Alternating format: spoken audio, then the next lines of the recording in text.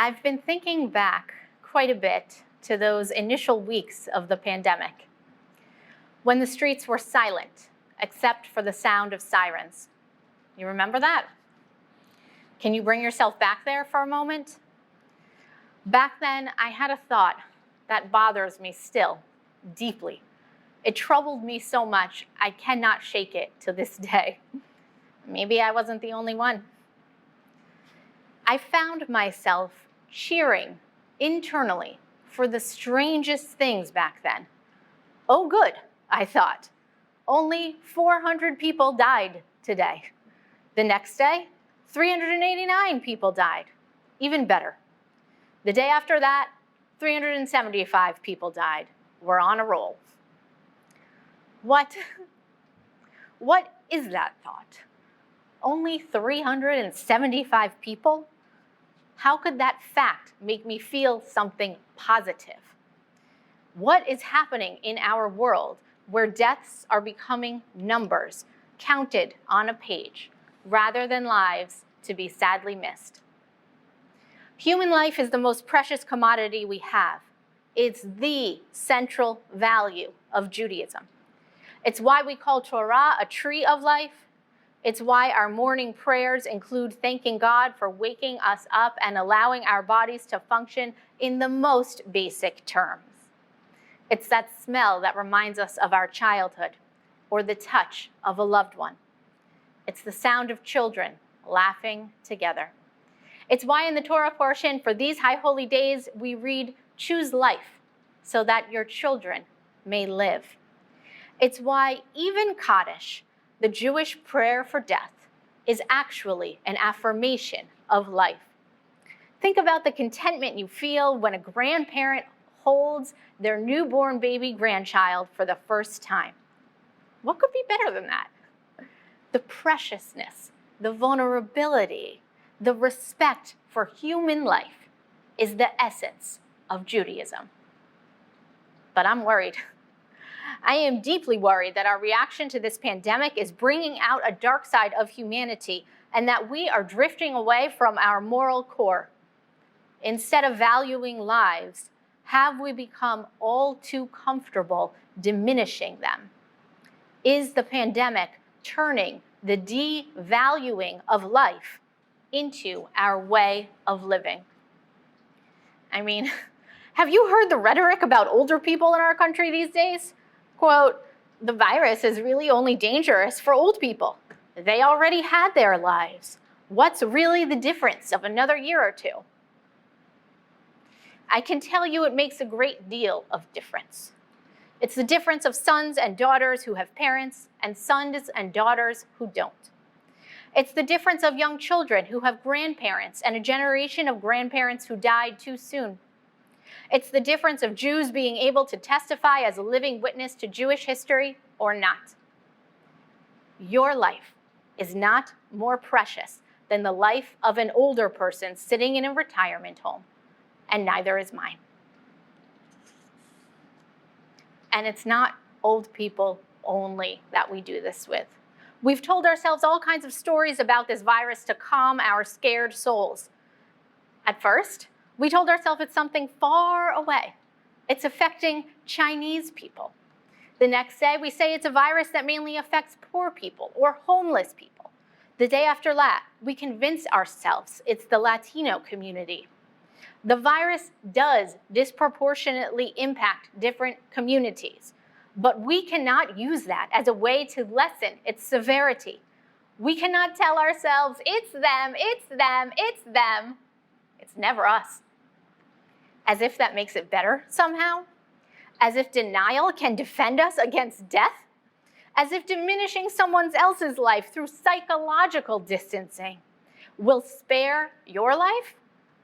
By internally placing the coronavirus on others, it's a way of saying that their life is less important than ours. So what if it is affecting one population more than your own? Does that make it better? To destroy a single life is as if you've destroyed an entire universe. That's what the rabbis teach. Every time someone dies, no matter their geography or wealth or ethnicity or country, it is a devastation to us all. A person is not a distant number to be counted. She is an individual to be mourned. And lest we allow ourselves to believe that this diminishing of human life is inspired by the coronavirus only, let me remind you about what is happening and what has happened in the Black community. Perhaps nowhere has this devaluing of human life seen more acutely than towards the African American population. This was the year we watched as a police officer extinguished a human life in 8 minutes and 46 seconds. The life of a man named George Floyd. 8 minutes and 46 seconds? What even is that? What mindset do you even have to suffocate a life with your knee on the neck of another human being? How did this police officer, who is vacant of any sense of moral rectitude, find himself in a position of power? Who must you be internally to eliminate a life slowly, needlessly, and without purpose? How do you even get that way? To do that, you cannot see the other person as a person. You must see them as something less, an animal, a criminal, a thug. You must think they are not valuable. They are not equal. They are not people. That act of cowardly murder was the grossest violation of everything Judaism stands for. It is the opposite of enjoying the sound of children playing together. It is the opposite of hugging your grandmother for the first time in a very long time. It is the opposite of respect for the sanctity of human life. It is the worst of us. And what happened to George Floyd is a microcosm of what has happened and what continues to happen to the African American community. In our backyard, it is dangerous to be Black while bird watching. Think about that. Where I live, where you live, lives are in jeopardy for no reason at all. If you are Black in our very city, you have unequal access to housing, to education, to employment, to capital, and to healthcare. All of these systems of racism are ways of suppressing human life, of diminishing life. Our Torah says, choose life so that your children may live. Aren't Black people God's children also? Don't they deserve the same chance at a life well lived as everyone else? The irony, of course, is that George Floyd had coronavirus, and he beat it. He escaped a deadly pandemic only to be murdered by the psychological pandemic of racism. You know the story of Cain and Abel? After Cain kills Abel, he asks God, "Am I my brother's keeper?" For some reason, the question has become more well-known than the answer. But God's answer is clear. Yes, yes, we are our brother's keeper and our sister's keeper. We carry a moral obligation to safeguard the lives of others from diseases, both physiological and psychological. We are Jews. We know what it means to be dehumanized. When we were captured and imprisoned in Auschwitz, the Nazis infamously deprived us from the simple act of dignity of eating with a spoon. They forced us to eat with our hands. Why? To dehumanize us, to diminish the value of our lives, to humiliate us and make us internalize that we were like animals. In their eyes, we were not people. As victims of centuries of persecution, humiliation, exile, torment, ridicule, and discrimination, we can pull from our well of history and muster profound empathy for others. We know what it means to be dehumanized. We know that the oppression of a people's very humanity leads to hurt, to violence, and to, worst of all, death. Judaism argues that to save a life, you are required to violate nearly every single rule of Torah. We have an obligation to be lifesavers. We cannot sit idly by and watch as our country and our culture devalues, dismisses, diminishes, and disrespects our most cherished treasure, the sanctity of human life. When we hear the notion that the coronavirus is not so bad because it only affects them, we must say, there is no them. It affects us all. When we see race-based disregard for human life, we must say, we will fight for you.